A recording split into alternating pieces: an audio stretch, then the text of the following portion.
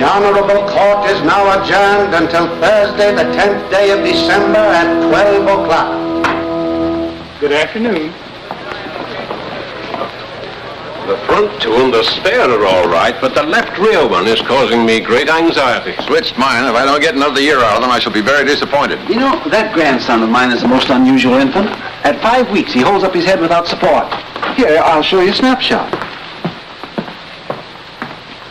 Goodbye, Grant. Have a good vacation. Happy holiday, Josephus. Thank you, gentlemen. Thank you.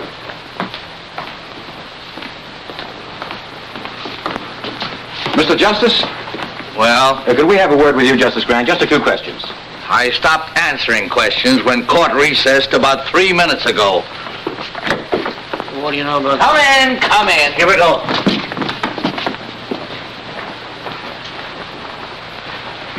Well, gentlemen, Justice Grant, we understand you declined to preside at the Danville investigation. There's some speculation as to your reasons. well, there needn't be. I've had a long, hard year. I'm tired. I'm going hunting. Miss Gilbert, would you put this in my bag, please? The Gazette referred to you last week as a terrible-tempered Justice Grant. How do you feel about that? I'm flattered. And this too, Miss Gilbert. Where are you going for your hunting? Well, there are plenty of ducks and no reporters. When are you leaving? A moment after you do. Good day, sir.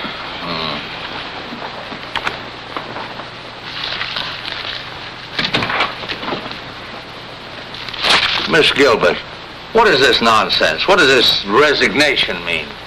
I think it's obvious, sir. If it were obvious, I wouldn't ask the question, would I? Justice Grant, I've been with you for 2 years, and not once during that time have you expressed satisfaction with my work. Miss Gilbert, you can learn more law here in a week than you can anywhere else in a year. That's all that should interest you. I don't feel that I have to constantly remind you that you're a brilliant young woman and that you have a fine future. Now, if there isn't anything else, can I go? Oh, you wanted to look over the Hale and Tryon opinion, sir. They won't be back from the printer till next week. Oh, yes, they'll need some revision. But I don't want to hang around here. Perhaps I can bring them up to you at Crownport, sir. That'd be fine. No. You need a vacation, too. From me. I don't mind at all. Miss Gilbert, are you heaping coals of fire on my head? I wouldn't dream of it, sir. Oh, I'll wire you before I come. Thank you. And Miss Gilbert, Yes, sir? no one must know where I'm going.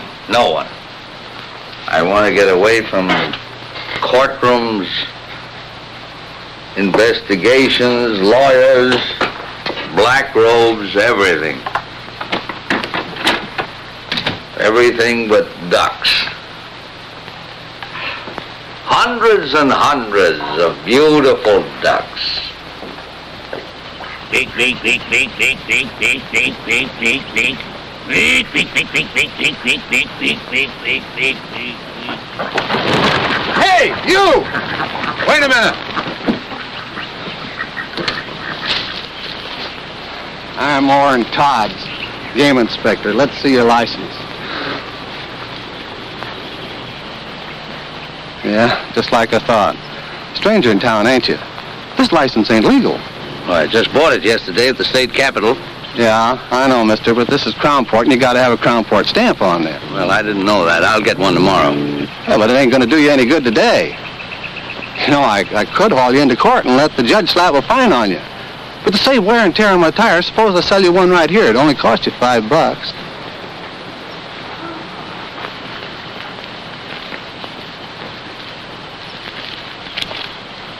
You know, the $5 is just for the stamp. I usually get a little something for my trouble, too.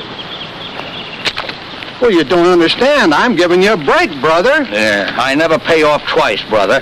Come on. Well, look, let me explain it to you.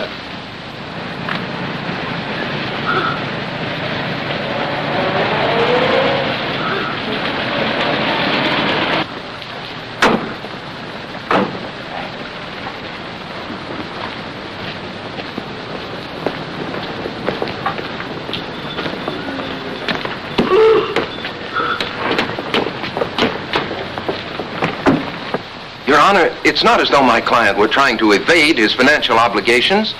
Tom Cooney has been a member of this community for many years. And in all that time, his honesty and his responsibility has never been questioned.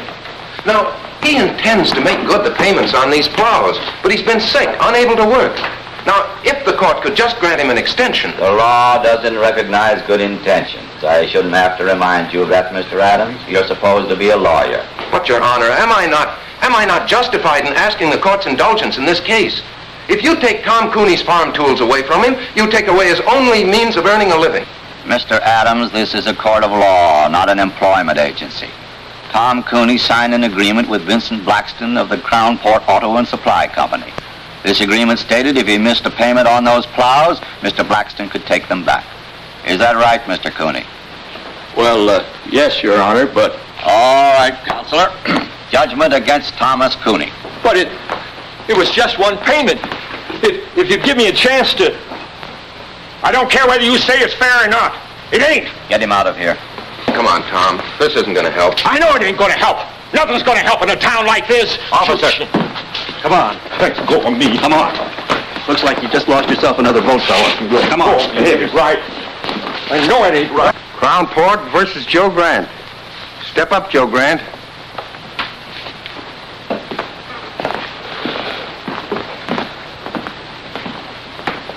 Name? Joe Grant. Shooting ducks without a Crown Port permit. I didn't get a chance to shoot. You were going to. Of course I was, you fool. That's why I bought a state license. We also require a Crown Port license, Mr. Grant. And ignorance of the law is no excuse. $100 or 30 days. Which one of you gentlemen do I pay? The clerk. Should have bought it from me in the first place. Save yourself a lot of dough. I assume that this $100 will permit me to resume my hunting without further interference. Your assumption is wrong. You still need a Crown Port stamp. And an officer enforcing the law is not interfering, Mr. Grant. As a judge, I advise you to be careful of your words. Next case. Crown Port versus Burton Line. Step up, Burton Line.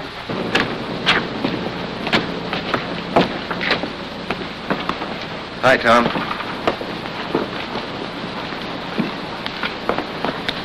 I'm sorry it turned out that way. Guess that's the only way it could have turned out. No, I thought we had a chance, but I guess I should have known. What are you going to do now? Farm's no good to me without tools to work it. Guess I'll lose it. The bank will start yelling for its money pretty soon. You know, Bill, sometimes it's just more than a man can stand. I got to think of something to do. If I could only... Yeah, I know, Tom, I know. Look, why don't you come by the office later on? We'll talk about it, huh?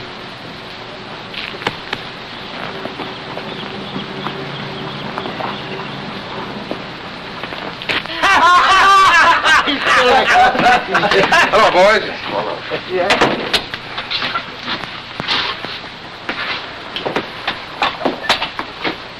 Shave, Homer. I hear poor Tom Cooney lost his case. Yeah, he'll probably lose his farm now, too. It's a shame. You know, Homer, that's what I like about the fellas around your shop. They enjoy the good things of life. Like a guy who can't meet his mortgage or a poor farmer getting ripped out of his plows. Maybe if Cooney had a real sharp lawyer. Maybe if we had a bank that'd extend an honest man credit or a judge that'd give him a break. Talk like that isn't going to get you any votes, Adams. If I could afford a 50-cent cigar, I could get yours.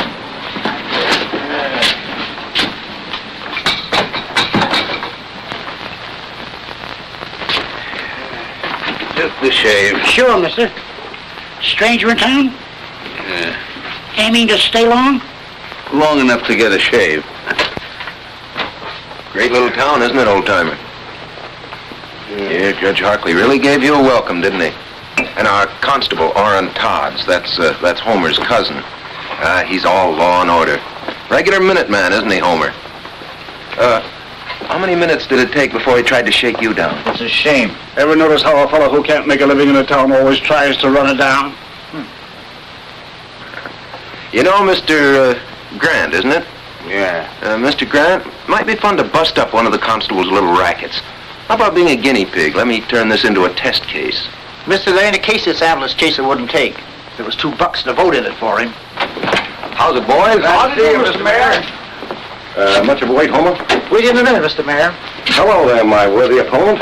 I'm sorry about Tom Cooney. I hope he doesn't go to pieces over this. Well, he's really got something to go to pieces over. You know, it's a funny thing about some fellas. No matter where you put them, everything goes wrong for them.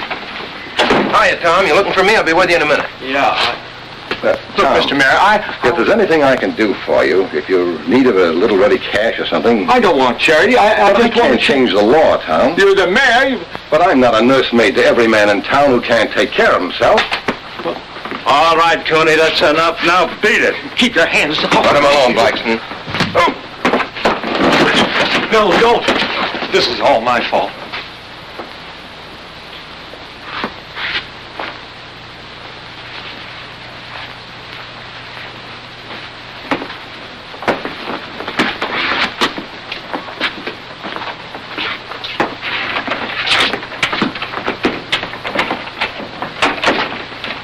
I wish you hadn't had to do that, Vinnie. He's had it coming to him for a long time. That boy is turning into an awful radical. You could tell that by the speech he made accepting the nomination. Well, that kind of talk is never going to make a mayor a crown port. That's too bad. Nothing I'd like better than to see some bright young fella come along who could take my place. But Bill Adams... Take a man to fill your shoes, Mr. Mayor.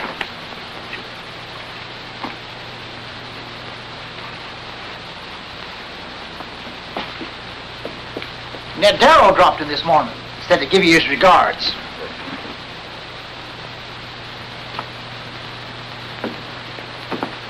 What's my bill? Just a shave? Yes. 50 cents. Hey, mister, I said 50 cents, not a quarter. Guess you made a mistake, friend.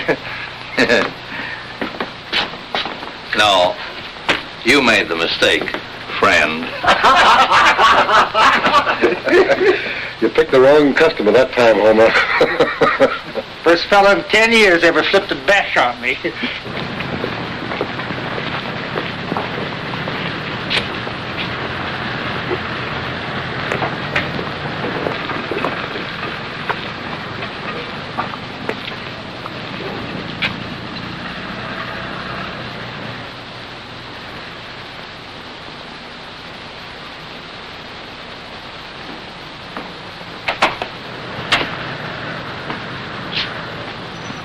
Come on in, old-timer.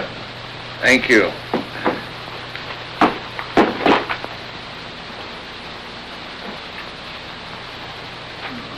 Well, you interested in boats? Yeah.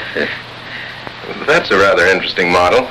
She's the Columbia, a square-rig four-master. Nice work. Oh, and here's a nice one. This is a barkentine. Form is square rig, the other mast fore and aft rig. Rather unusual. For sale? Oh, no. No, they're not that good. It's only a hobby, just for fun. I see you're running for mayor. Yeah. Sort of a hobby, too, just for fun? No, not quite. Mayor Connison, you saw him in the barber shop. Well, he and his boys have been running this town for a long time. Make it pretty tough for anybody who comes up against them. Yes, I gathered as much. Well, a lot of people have been getting tired of it. I haven't much time myself. The Army's going to grab me in a couple of months, but I thought I might at least get the ball rolling and for once give them a fight. But not too much of a fight. Something you wanted to see me about, Mr. Grant? In the barber shop, Mr. Adams, you mentioned the fact that you might like to make a test case of my fine. Were you serious? Yes, I think you've got a case. You do? How would you go about it? Well, we'd, Of course, the law requires a stamp. I didn't have one. No, but I think I could work out an appeal. An appeal? On what grounds? Was the fine illegal? Oh, no, they had a right to fine you. The fact that I was unfamiliar with the law? Oh, no, that's no excuse, obviously. Obviously. Then what would you base your appeal on, Mr. Adams? The fact that it's Tuesday and the sun is shining? Look, I haven't had much time to give it thought, but I can figure out an angle. There must be one lying around somewhere. Oh, yes, I'm sure there is. In the meanwhile, you can always make a living as a carpenter. Hiya, Bill. Oh, you busy? No, Charlie, come on in. Mr. Grant, Charlie Craig, my campaign manager. How do you do, sir? Hi. Any new votes, Charlie? About enough to fill a dog's ear. Say, I just heard about Tom Cooney. Yeah, he's taking it pretty hard. I signed the same kind of note he did, so it don't look so good for that tractor of mine either. You couldn't get me a couple of weeks postponement, could you? I'll try, Charlie, but there's no use appealing to Blaxton, not with the way he's got his business set up. His hopping on my tail wouldn't burn me if I hadn't had so much trouble with that tractor. Every time I needed a spare part, I had to send for it myself. Blaxton never carried them in stock. Did Blaxton promise you such service? Well, no, there's nothing in the contract about providing service. Has Blaxton lived up to all his legal obligations as seller of the tractor? Well, sir, you sound like a lawyer yourself, Mr. Grant. Yes, well, I was about 20 years ago.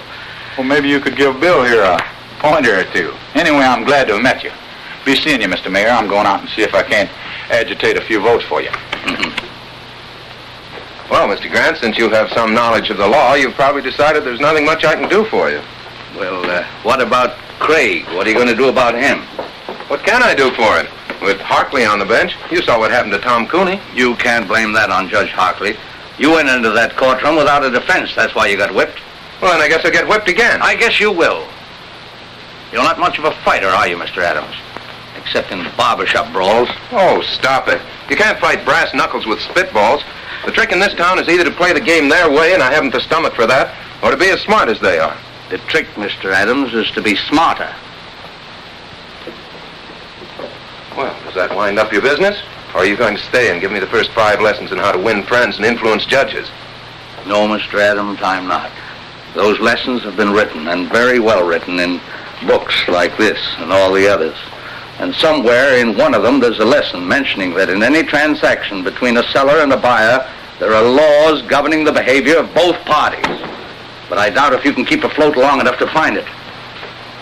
You know, Mr. Adams, I've seen you in action now as a lawyer, as a candidate for mayor, and as a shipbuilder. And if you'll take my advice, you'll stick to shipbuilding. There's a great future in it for lawyers.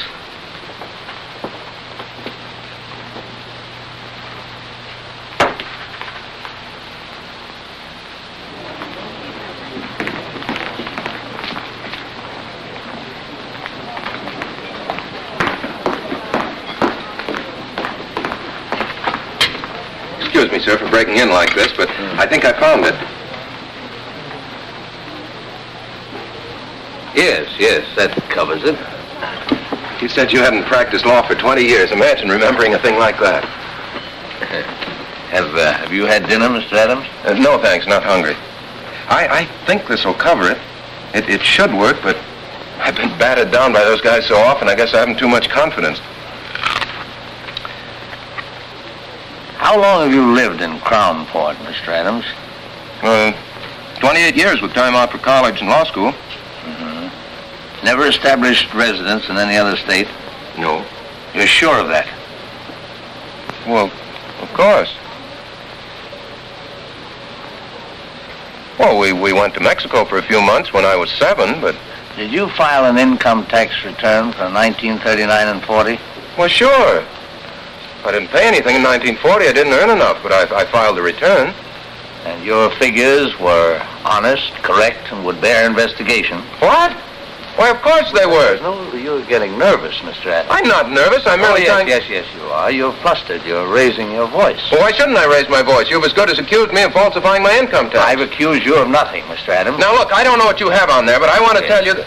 Take a look.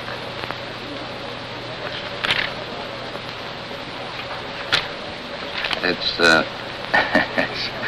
an old trick that Justice Brandeis used to play. I read about it in Collier's once.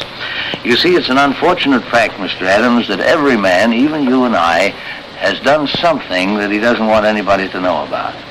Now, if you can make him think that you're holding in your hand the skeleton in his closet... You've got him. Well, let's say at least you've got him squirming, nervous, worried, as you were. But if that man happens to have a really guilty conscience...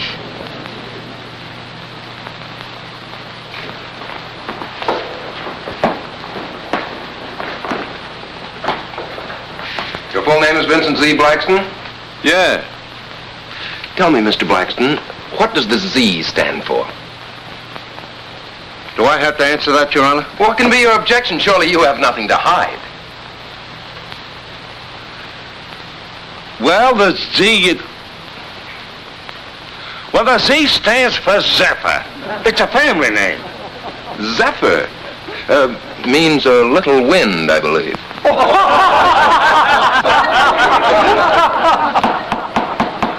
Quiet. Mr. Blaxton, you're the owner and manager of the Crownport Auto and Supply Company? Yes. The sole owner? Well, sure, of course. No silent partners? No. Well, of course there are people. Oh, then you're not the sole owner. I didn't say that. I just It said... sounds very strange to me, Mr. Blaxton. You don't know whether you own your own business or not. I object. That question is irrelevant, immaterial, and calculated to confuse the witness. Objection sustained. Counselor will restrict himself to the facts bearing on this case. Mr. Blaxton, your company sells most of the used cars and tractors in this town. Almost a monopoly, isn't it? I do the most business because I sell my stock at the lowest prices. That's not monopoly. That's the American way of life. Now tell me, Mr. Blaxton, carry spare parts for your customers? Sure. Do you have in stock at this moment piston rings for the 1938 tractors you sold in this town? Well, Mr. Blaxton? Well, no, I don't. Oh, then you don't carry all the spare parts your customers might need. Well, I can always get them if they need them. Yes, but sometimes your customers have to wait. Sure, it takes 2 weeks. If I ain't got them, how can they have them? An intelligent answer, Mr. Blaxton, and an honest one. One which will require the court to enter judgment against you in this case. Will Counselor explain that statement? Certainly, Your Honor. Motor Vehicle Laws, 1919, Chapter 174, Section 52. The sale of any automobile or any other automotive vehicle is void unless the dealer carries in stock at all times and on demand parts that may be needed to repair the particular make of vehicle. Will you let me see that reference?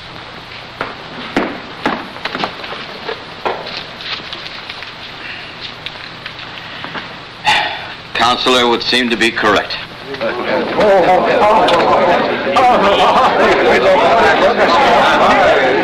You put it over, Bill. Say, this will take care of Tom Cooney, too. You're telling me.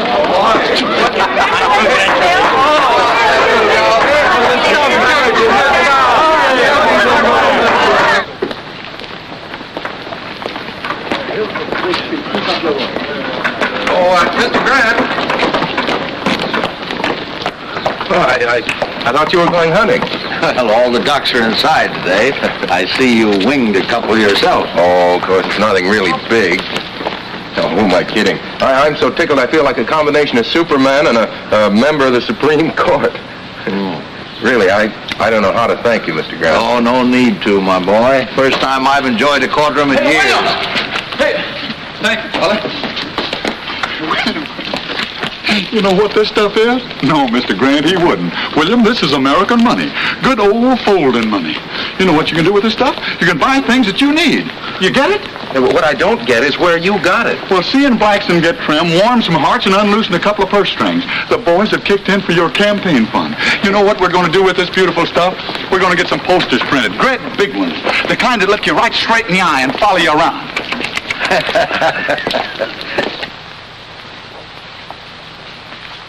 Why get frightened? So Adams does win one rotten little case. Do you know what that case cost me? You can afford it. If it had happened to your hotel, Roscoe, you'd scream like a stuck pig. Stop it. Seriously, Jim, you don't see Adams as real competition. Well, as things stand now, no. But if a lot of people start thinking of Bill Adams as the people's champion, well... Jim, there was nothing else I could do. I can give you boys the edge when it's a question of interpretation, but not when the law's right there in black and white. Oh, I'm not blaming you, Judge. It's just something to start thinking about, that's all. You think we'll have trouble? Well, now look, boys. On second thought, we may be getting all steamed up for nothing. Yeah. But suppose he opens a lot of old cases like Tom Cooney's. I think you've got something there, Zeppa. We'll just have to show the boy that he's wrong.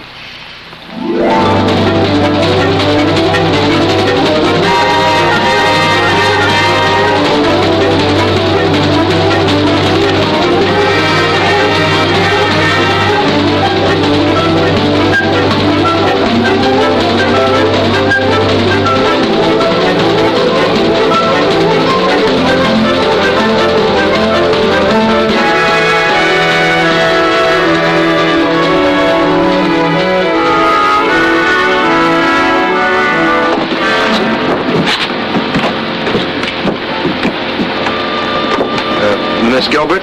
No. Miss Gilbert? Yes? Oh, that's better. That's much better. I'm Bill Adams. Mr. Grant asked me to meet you. Yes, I know. Here, let me take that. The car's over here.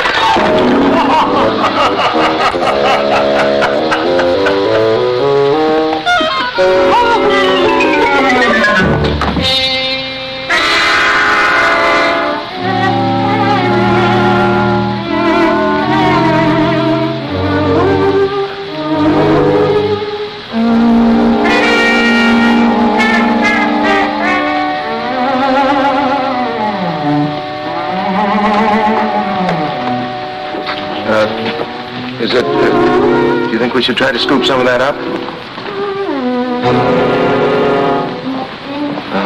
No, I guess not, huh? Well, everything seems to be under control, but... Would it be all right with you if we went to your car now? The car? Oh, no. No, yes. Right here.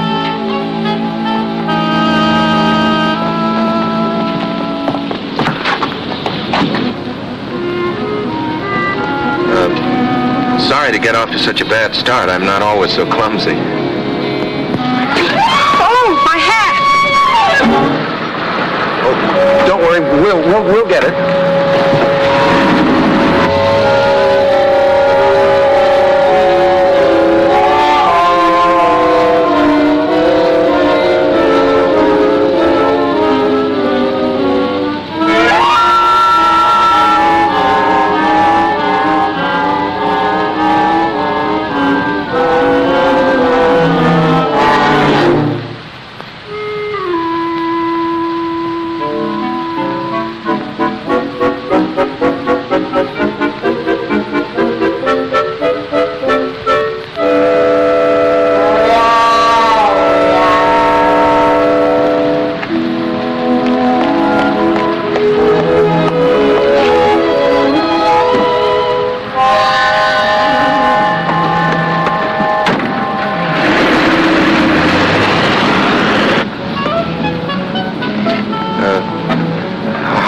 You worked for Mr. Grant?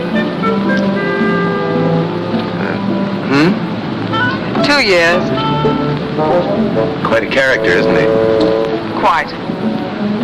You know, I was very surprised when he told me his secretary was coming down. I had an idea the old boy was retired. The old boy is far from retired. Where is he now, Mr. Adams? Oh, he went over to Wellbridge this morning to do some hunting. He ought to be back soon. I was going to drive you around the town, but I guess you'll want to get cleaned up now. Yes, I think I will. Well, I'll take you straight to the hotel.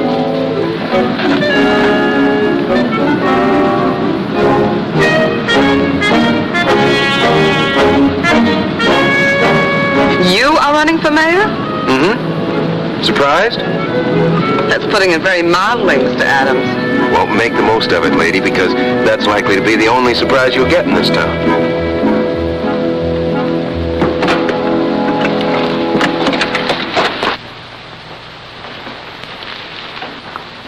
Who's the girl with Adams? Don't know. What difference does it make?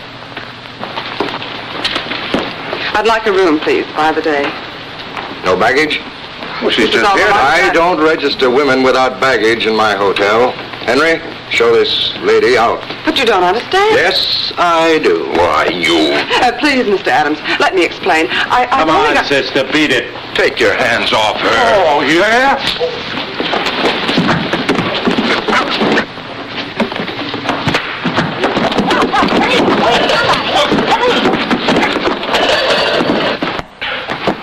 Nice work, pal.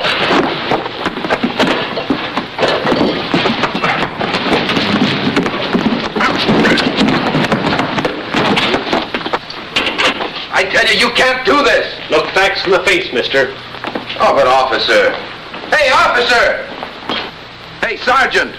Sergeant, I want to use that phone. Will you please keep quiet, Your Honor? Just trying to get us out of here, you know. Why didn't you think of that before you got us in? Look, I'm very sorry this happened, but it isn't my fault. I suppose I started the fight. You sure did all right once it got going. Oh, what a gal. And what a wallop. Yeah, Miss G, you're really some scrapper. Say, Roscoe Swade asked me to call you, Judge. We've got Bill Adams in here with a dame, assault and battery. How long do you want us to hold him here? Oh, just let them stew for a while, Sergeant. Adams will probably want to get in touch with me. Oh, he does, huh?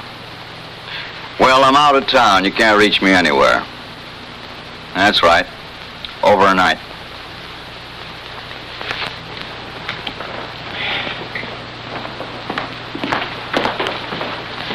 Will you have the chef prepare a couple of these for tomorrow night's dinner? And I'll have my key, please. Yes, sir. What room did you put Miss Gilbert in? Gilbert? Gilbert. There's no Miss Gilbert registered. Well, that's strange. Anything wrong, Mr. Grant? Why, yes, I was expecting my secretary today. Mr. Adams was to have met her. Your secretary? Yeah, Miss Gilbert, Miss Lucy Gilbert. Have you heard from her? No, not exactly. Well, that is, she was here, but... Where is she? Well, Mr. Grant, you see, we had a little trouble. Where is she? She's with Adams in the county jail. Well, you get them out of there, and fast. Yes, sir. Yes, sir, right away. Bertie, get me Judge Harkley, quick. Yes, sir.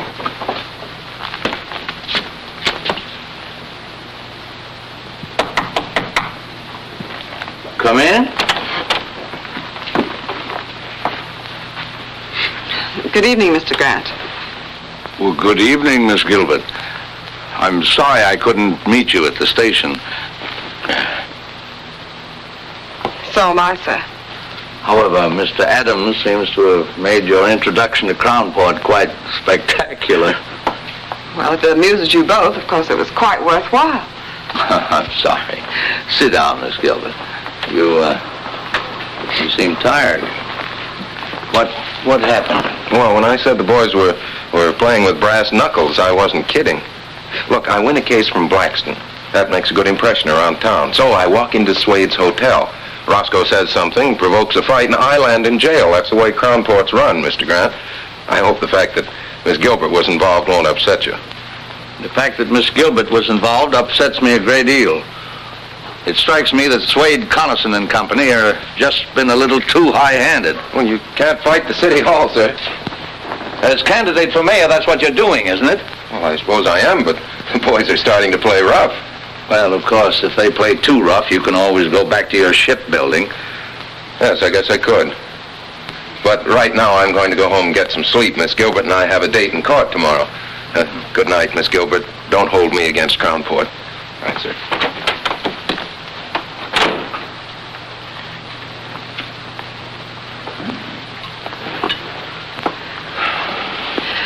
Your notes, perhaps you'd like to go over them. I gather somehow that you're not very much drawn to Mr. Adams. My personal reactions to him aren't important, sir. Well, I wouldn't be too hasty. He attracts too much trouble. He certainly does. His whole approach is wrong. He shuts his eyes and wades in and slugs. But he has good stuff. Do you think it wise to get involved with his problems?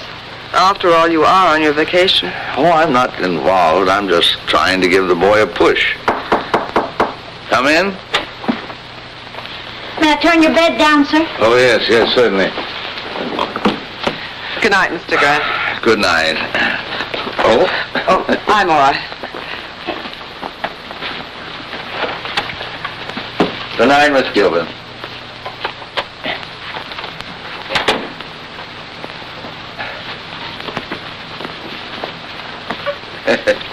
Kind of skimpy, isn't it? They just ain't long enough, none of them. I keep a-telling Mr. Swade. Well, there, that'll have to do. Good night, sir. Hope you rest well. Thank you.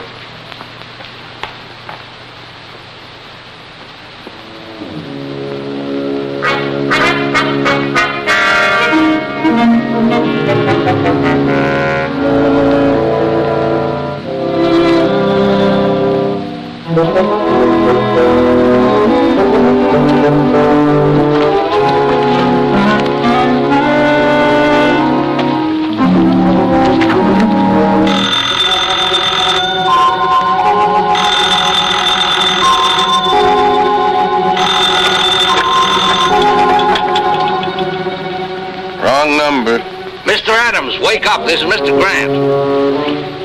What? Wait a minute. Yeah? You want me to what? I said get into your clothes, get 2 yardsticks. Yardsticks. Come right over here and register for the night at the hotel.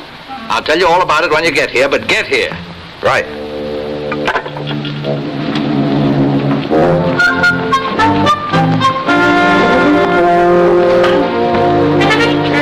Roscoe? Give me a single room next to Mr. Grant's. I'll pay in advance.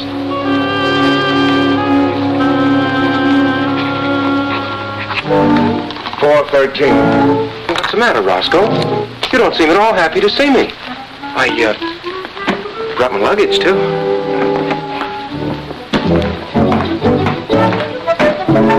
Why should he sleep here with yardsticks? He's got a place of his own.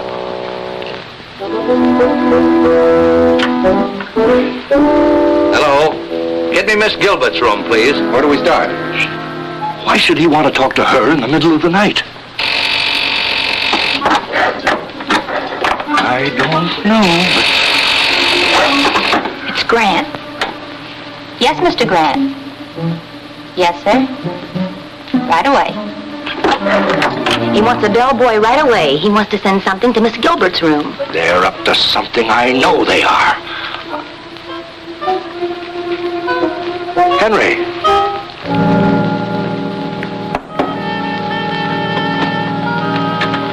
Take this yardstick to Miss Gilbert. Yes, sir.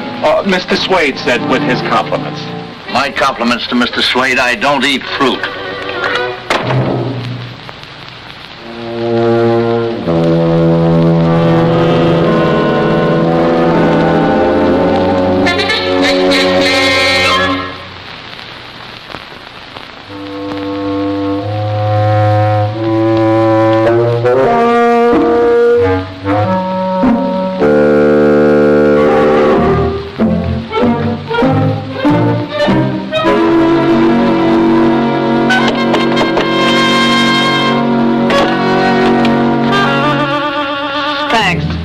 Wait a minute, miss.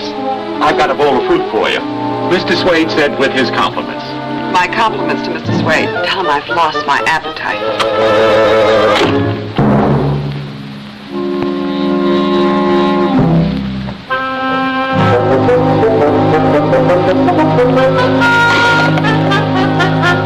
I couldn't see nothing. They blacked out the rooms. Number plate. Now she's calling Grant. Yes, Miss Gilbert? 7.5. Same here. And the other? 2.5. That does it. Maybe it's a code. Oh, don't worry, Roscoe. I'll be back.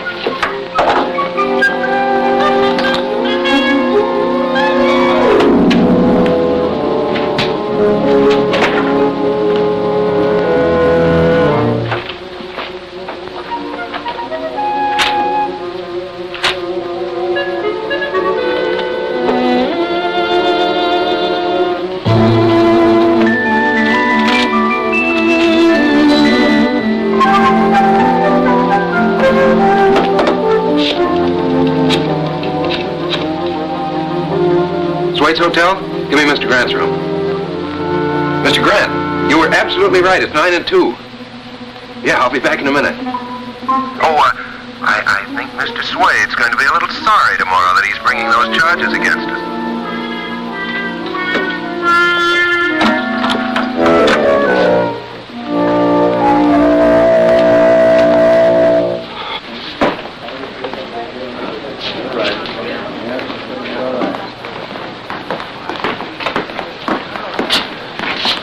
Good afternoon, Miss Gilbert. Mr. Grant, you're looking very beautiful, Miss Gilbert. Really?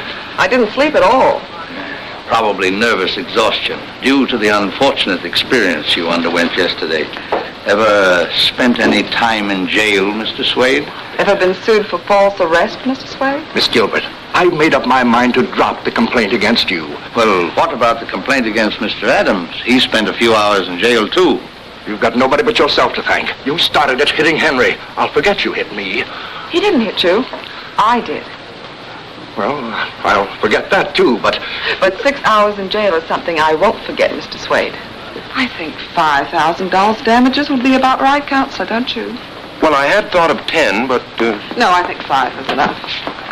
Oh, don't worry, Mr. Swade. I'll see that the money goes to a good cause. I'll invest it in war bonds.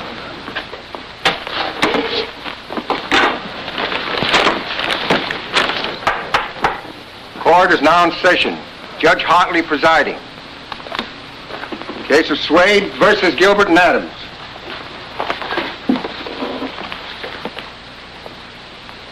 Judge, I move you throw my complaint out. The complaint against Miss Gilbert? Yes. Adams, too. We settled it by ourselves. Both of them, huh? Yeah. Wow. Case of Swade versus Gilbert and Adams dismissed. You can thank Miss Gilbert for getting you off so easy. Thank you, Lucy. Roscoe. Just a minute, Roscoe. We're not quite through yet. Joe, serve the papers on Mr. Swade. Roscoe Swade? What are you talking about? I took it if I dropped my suit against you, you'd drop yours against me. Relax, Roscoe. This is another suit. Your Honor, I find that in the management of his hotel, Mr. Swade is in violation of several important laws. Oh, what are the charges? I've brought the evidence with me, Your Honor.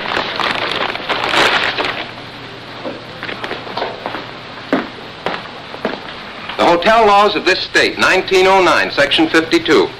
All sheets provided in all hotels, hostelries, inns, or lodging houses shall be a minimum of 9 feet in length. 7.5 feet, Your Honor. All pillowcases shall be a minimum of 3 feet. 2.5 feet, Your Honor. There should be a minimum distance between all twin beds of 2 feet. Now, the beds in my room at the Swade Hotel were scarcely half a foot apart, Your Honor. I couldn't bring them in evidence, but I have witnesses who can testify as to my veracity. Well, let me see this reference. Certainly.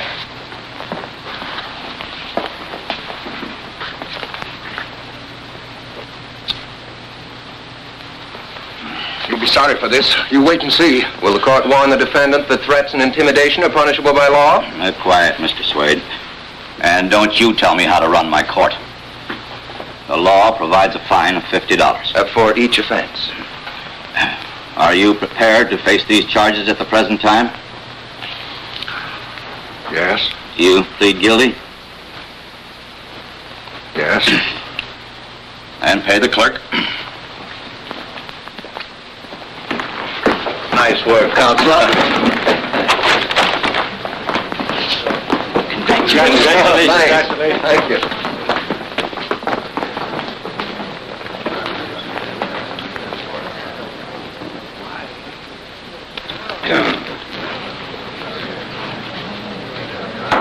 Half-hour recess.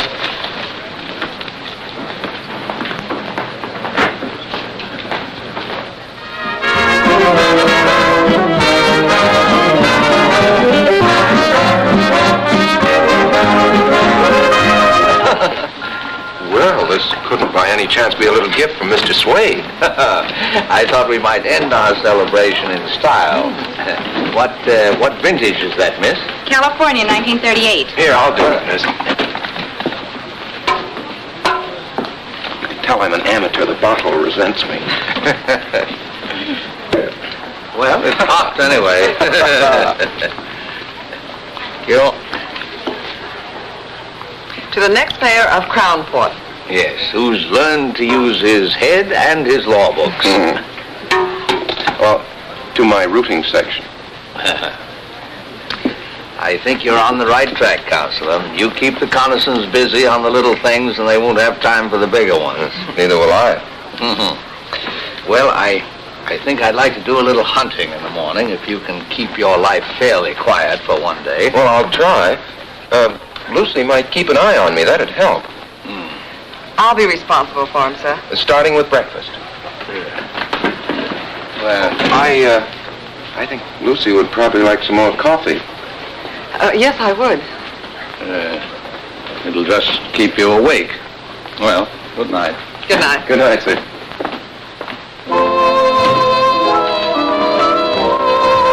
More coffee?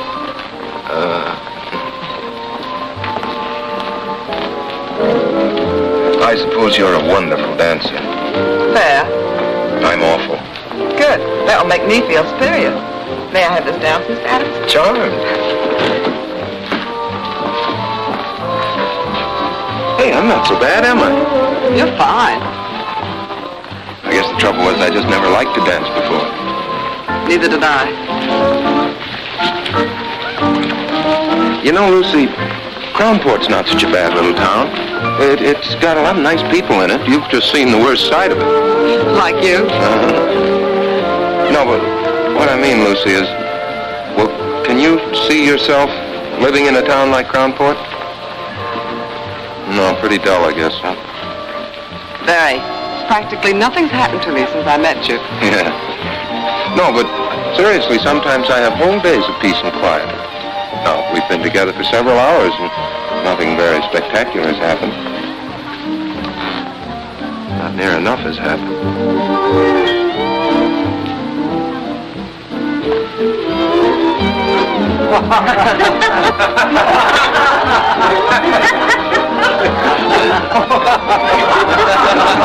Let's get out of here now. Sorry. Sometimes we have whole days of peace and quiet. Good night, Mr. Adams. Oh, that date for breakfast still stands. Good night, Bill.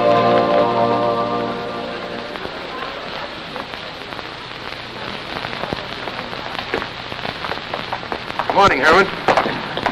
Well, goodbye, Mr. Adams. Oh, no. Oh, no. Mr. Grant said you were to look after me today. And what he says goes. He's your boss, you know. Well, I've had breakfast with you. Oh, yes, but I need much more looking after than that. Much more. What does? Wait, Bill. Hey! I've been trying to find you. Look. Hey, what's going on here? What do you think you're doing? You're being evicted. Here's your notice. Come on, boys. Don't take all day. Okay, boss. Because of the lumber I keep around, the place has attracted termites. How do you like that? It's fantastic. Look, can't you just wait until I call Ridges and get this thing fixed up? Sure. You can call him in Swade's office, but it won't do you no good, pal. He signed the notice himself. Okay, fellas, lift it. Yeah, but at least you can leave my stuff here until I can get another office. Sorry. Orders.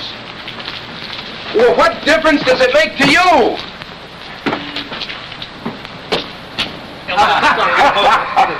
Oh, boy. Where's your telephone? Right over there. Thanks.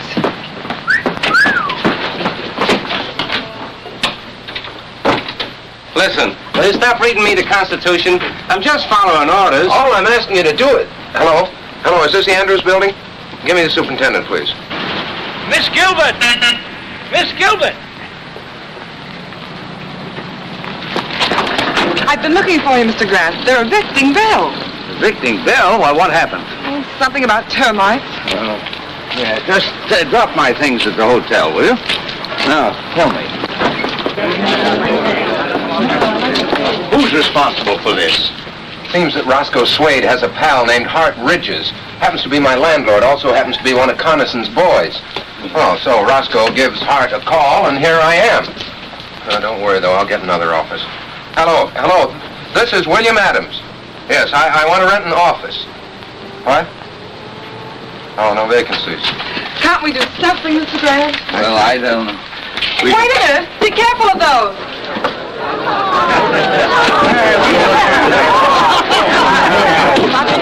No vacancies at all, huh?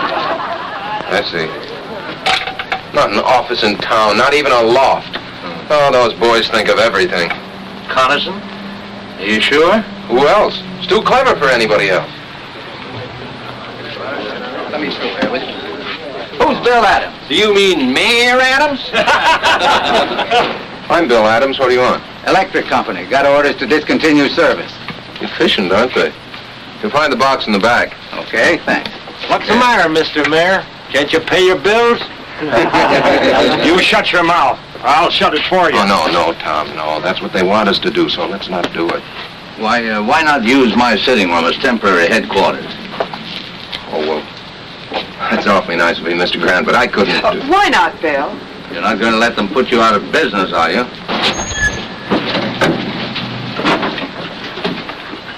Where's Bill Adams? Oh, Mr. Mayor, you got more company. Hey, Wooly, bring out a couple of more chairs. I'm Adams. What do you want? Compliments of the mayor. He thought you might need some help. Will you send my compliments right back to the mayor and tell him to... You tell Mayor Connison I'm staying right where I am, out on the street. And before I'm through, I'll have him out here with me. Get a soapbox. You bet I'll get a soapbox. And if Connison wants to know what I mean, tell him to come down here and I'll try explaining it to him personally. Ladies and gentlemen, please. Just give me a few minutes until I get my new office set up. William, you mean right here on the street? Sure, why not? We'll hang my shingle on that lamppost. Bill, they'll get out in the junction. You won't be here 2 hours. I know that, sir. But this time Connison's gone too far. He's giving me more publicity than I ever dreamed of. I may be here only an hour, but it'll be a good one. I'll get you an office. Now, keep out of trouble. I'll be back in a few minutes. Oh, now, is this about right for the desk? Oh, no. I think it should be catty-corner. Okay, lady, you're the boss. Oh, here, let me take those. Watch this. Oh, yeah. Excuse me.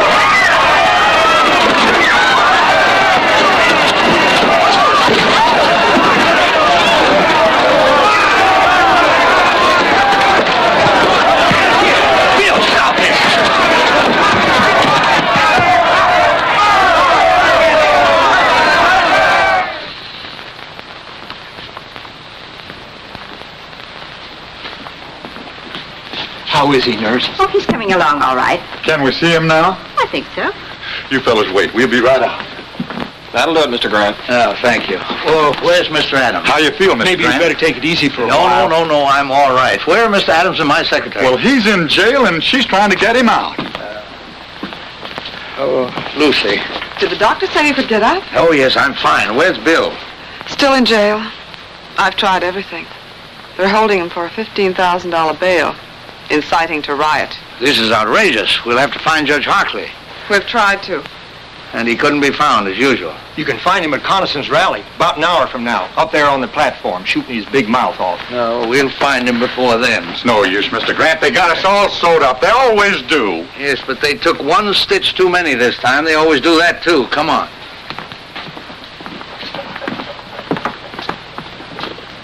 Do you think you should? I've got to get the boy out of jail.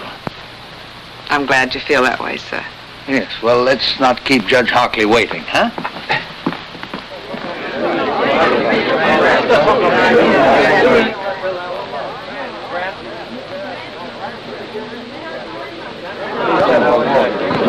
talk to you, Mr. Harkley. Sorry, I haven't any time to give you right now. I'm afraid you'll have to find time.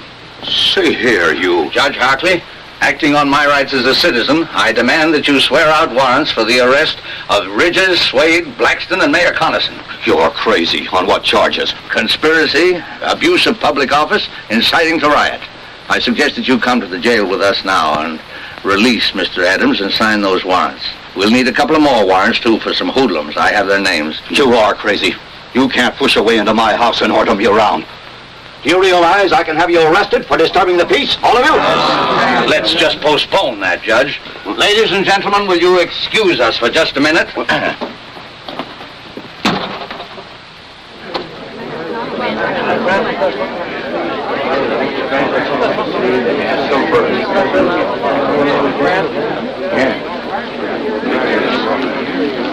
Ladies and gentlemen, I have persuaded Judge Harkley to change his mind. He has kindly consented to release your candidate in time for the rally tonight. Are you trying to tell Bill how you got him out? No, that's not necessary. What's the deal, Mr. Grant? You know something about him? No, on the contrary, he knows something about me.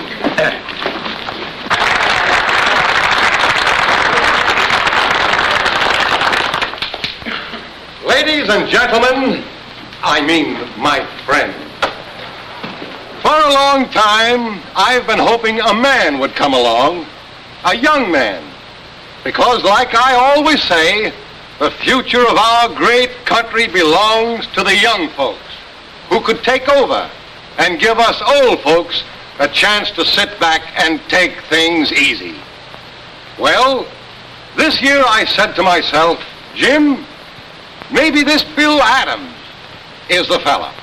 But he dashed my hopes and prayers to the ground. I saw that he's not the man we've been waiting for. That he's nothing but an agitator, a troublemaker, stirring up neighbors against each other. He said he'd be here tonight. I wish he was. I hoped that when I got up to talk, he'd be here on the platform with me to debate with me the issues so close to our hearts.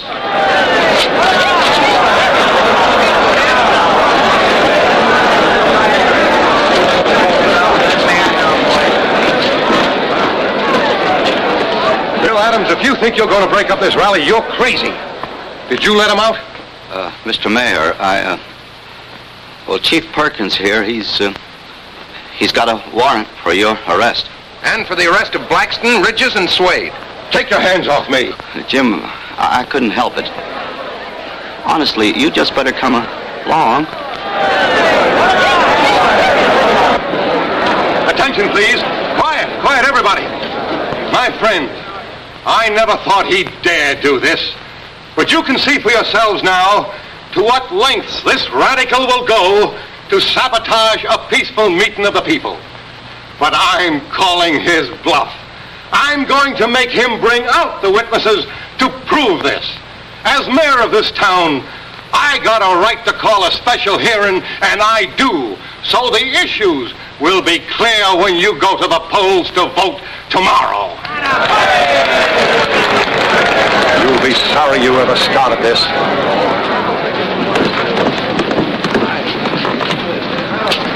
Better remain with us, Mr. Harkley. We wouldn't want you to prejudice the mayor's testimony.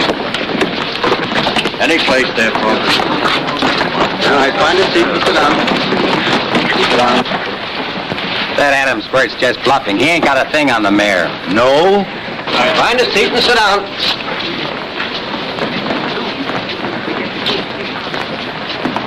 Mr. Grant, I still don't understand.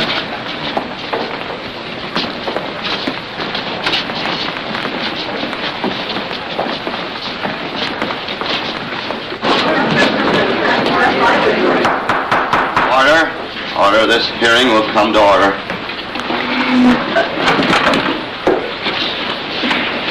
Judge Harkley, my friend, I'm not on trial here. Bill Adams has made accusations against me. He's had a warrant sworn out for my arrest. This is a hearing to show you that he has no proof of anything he says. That he's trying by a cheap trick to win an election he can't win by fair play. Judge Harkley. Mr. Mayor, you'll have to moderate your tone. This is very irregular. Yep, one side and clear the aisle, please.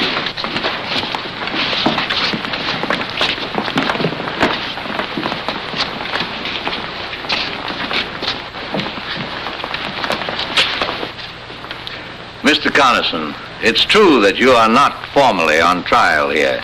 You asked for this hearing. You demanded by what right we had you arrested. We're here to tell you and to accuse you of conspiring against men who honestly oppose you, of inciting a riot with reckless disregard for human safety, of abusing the office to which you have been elected by the people of this town. And these accusations we are prepared to prove. I hate to see the old boy get himself involved like this. Don't worry about the old boy now, darling. Mr. Mayor, Mr. Grant has obtained confessions from these men. They have told Mr. Grant that acting on your orders, they started the riot this morning in order to make possible Mr. Adams' arrest. They have sworn to these facts. Because of this, Mr. Grant was able to demand a warrant for your arrest. Mr. Grant swore out a warrant from my arrest. A man who doesn't even live in our town. A meddling old fool who does nothing but shoot ducks and start trouble. Jim, don't say that. I'll say anything I please. I demand to know who this man is. Who is this Joe Grant? Jim, do yourself a favor. Don't ask. That's all right, Judge Harkley. Mr. Connison, it's not Joe Grant. It's John Josephus Grant. Where you from, Grant? Washington, D.C. Jim, please, no more questions. Mr. Grant. Shut up. I'll ask all the questions I please.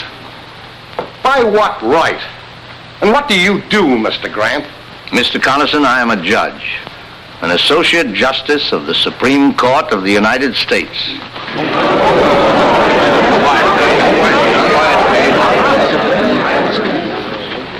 Mr. Connison, you have asked by what right I've interfered in this situation. Do you still want an answer? Justice Grant, would you care to? No, thank you. Bill! Oh, just throw some water on him, Lucy. He'll be all right.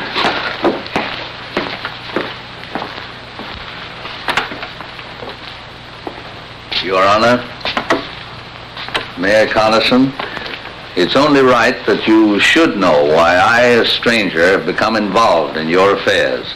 Believe me, it's not because I am a justice of the Supreme Court. It's because, like all of you here, I am a citizen of this country. That is no little honor. Men have fought revolutions, have died to be called citizen. And as citizens, we carry a burning responsibility. It means that when we elect men to public office, we cannot do it as lightly as we flip a coin. It means that after we've elected them, we can't sit back and say, our job is done. What they do now doesn't concern us. That philosophy of indifference is what the enemies of decent government want. If we allow them to have their way, to grow strong and vicious, then the heroic struggle which welded thousands of lovely towns like this into a great nation means nothing. Then we're not citizens, we're traitors. The great liberties by which we live have been bought with blood. The kind of government we get is the kind of government we want. Government of the people, by the people, and for the people can mean any kind of government.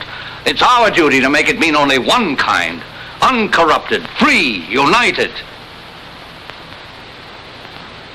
I believe, Mayor Connison, that I've answered your question.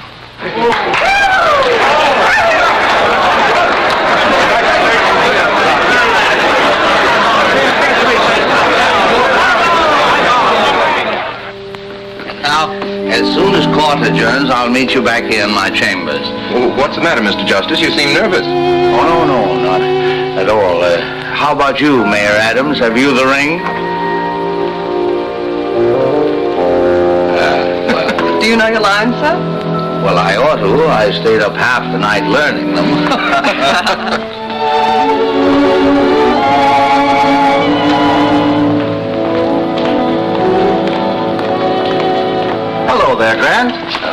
I'm glad to see you. Thank you. You're looking fine, Josephus. How was the hunting? Oh, best I ever had. Good morning, Your Honor.